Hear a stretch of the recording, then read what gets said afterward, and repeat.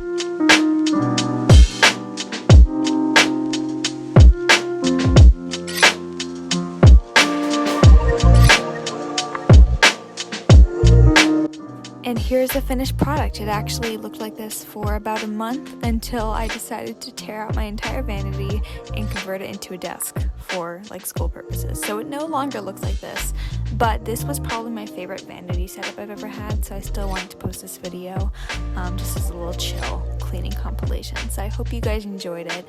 I won't post a desk tour just yet because I'm still not done with my desk. That's still in progress, but if you've watched any of my recent videos, that's kind of what it's looking like so far. So I hope you guys enjoyed today's video. Love you very much. Everybody's a do fairy today. I don't have a specific one. So thank you for watching, and I hope you guys have a great day. Bye.